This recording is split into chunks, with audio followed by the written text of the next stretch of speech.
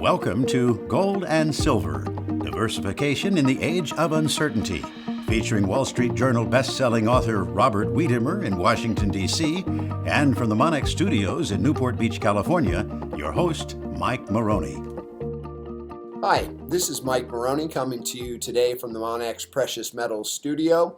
I'm with Bob Wiedemer, the author of Bubble Economy, Aftershock, and Aftershock Investor. And Bob has put together a tremendous asset for investors, for Monex investors. It's an uncertainty index. And what we try to do each month is talk about the things that are taking place and how those things potentially affect the price of precious metals. Now, Bob, you're in Washington, D.C.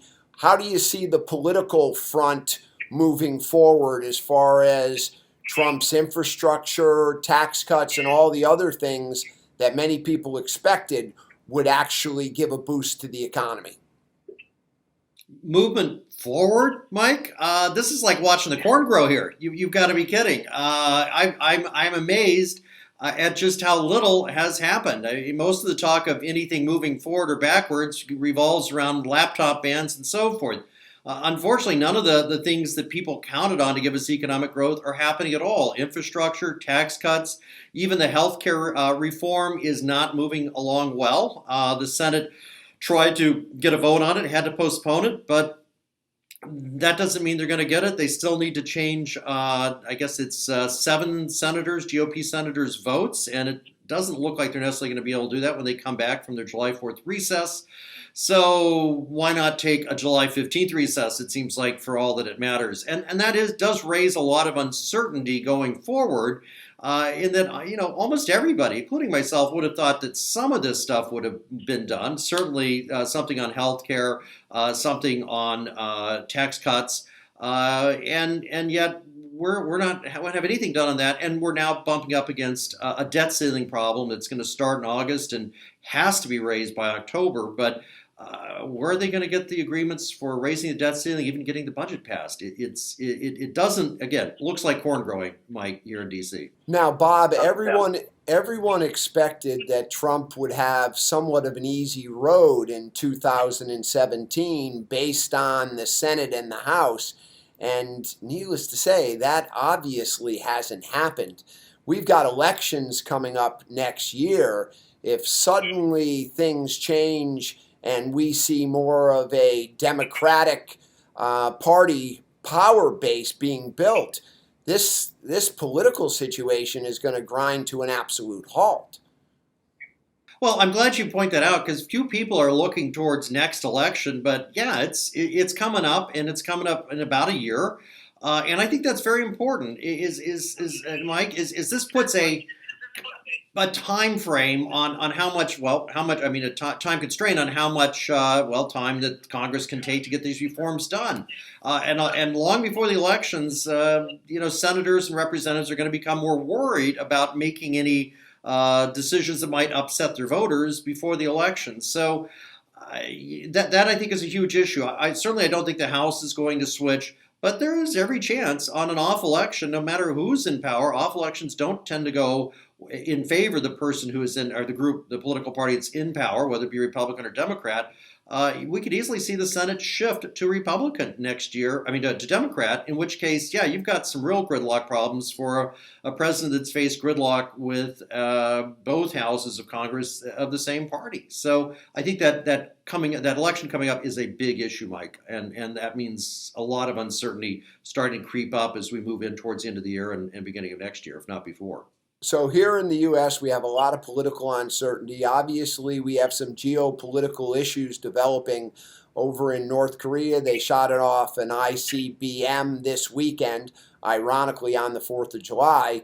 And according to some sources, Trump was interested in just taking out the North Korean leader until his advisors explained that we could potentially lose 300,000 to 500,000 South Koreans if some sort of military activity started to take place. Where do you see that situation going, and do you see that as a potential catalyst for precious metals, or is that just something that's so obscure it really won't affect the price of gold? Well, it certainly isn't obscure. It is a big deal, the North Koreans are making a big deal. They're doing a missile test, it seems like every couple of weeks. And what's even more incredible is they seem to be making progress. It was a big deal that they had an intermediate range ballistic missile just a couple months back. But now to have an ICBM, that means a missile capable of moving more than 4,000 miles. This is pretty impressive track record and pretty good speed on the program. So I would say, unfortunately, I see that part of the program continuing. It's certainly not under our control. And what we do or what China does in relation to this certainly could be a catalyst for a major event that causes uncertainty. And that certainly doesn't mean a nuclear war or even a war, but it could be an event that causes problems between us and China. That causes trade problems or just heightened uncertainty. I mean, this is a big deal, and I don't think it's off the news. I think people are ignoring it to some degree because there isn't a lot that the administration seems to be doing about it. And no question, North Korea is clearly going to keep moving this and moving harder to get even longer range missiles that could potentially hit San Francisco or Los Angeles. Sorry, Mike. From North Korea. So I see this as definitely a continuing problem that at any time could become a catalyst for something that rattles the markets. So here in the States, our political situation isn't exactly very stable. The geopolitical situation around the world, not only North Korea, we obviously have Syria, the Middle East. We have some issues as far as Russia is concerned. It seems like 50% of the population is completely against them, and the other 49 is more Trump supporters. But what we're also looking at is the economic circumstances that currently exist here in the United States don't seem to be flashing growth. A matter of fact, it's anemic at best. And now the Federal Reserve is talking about raising rates and selling bonds. Where is that going to take us? Well, where's it going to take? Let's see if they can even pull this off, Mike. This is not easy to do, to sell bonds into this market without really spooking the stock market or the bond market. So there's a lot of tough talk out there by the Fed, but I haven't seen much action, and even the actions they're talking about are rather limited. But there's sort of a feeling, and certainly the Fed leads us on to think that they will take big actions, but I don't see how. As you say, we've got a somewhat fragile economic environment, and certainly stocks that are fragile. And when stocks are often most fragile is when they've had the biggest rallies, right? I mean, stocks and NASDAQ were most fragile in March of 2000 because we'd had a huge rally before that. So don't take comfort in a rally. In a sense, you should recognize that a really big-sized rally that has very little basis in earnings growth or economic growth, that should make you feel concerned. And ultimately, it will be a concerning issue to the market, and really means there's fragility there, not strength. So what we're going to have to do is see how the Fed does this, but I don't see how it's going to happen. They do seem committed. What I mean is reducing the balance sheet, selling out bonds. They do seem committed to raising rates. I think that will happen. They'll do more of that, but maybe not as much as they're saying. Again, though, they're kind of between a rock and a hard place. Now they have said, and it seems like they should do something to normalize Fed policy, but again, economically, market-wise, not looking good. And let's be clear that even if you look around your city, wherever you are, Mike, if it's LA or if it's me in DC or somebody else in Chicago, and you see a lot of cranes up there and so forth, and it seems active, maybe you see 100 cranes in the sky, but if that goes to 90 next year, that's still a lot of cranes, but that means you're losing growth. You're potentially be in a recession. So recession doesn't mean that all activity stops. It just means we're no longer growing. And that is a big deal, but it's also easier to get than you might think, when you don't have much growth, to slip into negative growth and into recession. And it makes it very tough for the Fed. I don't see how they're going to pull this off. Now, Bob, based on modern portfolio theory, it's always been important to have an asset that's non-correlated. And if you look at what's happened with the price of gold and silver over the last few months, we've had a nice pullback in silver. As a matter of fact, we're retesting a yearly low. Gold was all the way up at 1,300. It's all the way back down to about 1,220 or so. And this is typically the type of opportunity that investors that maybe haven't taken a position in precious metals based on everything that's going on might want to really take a good look based on the fact that you really have a good opportunity as far as price.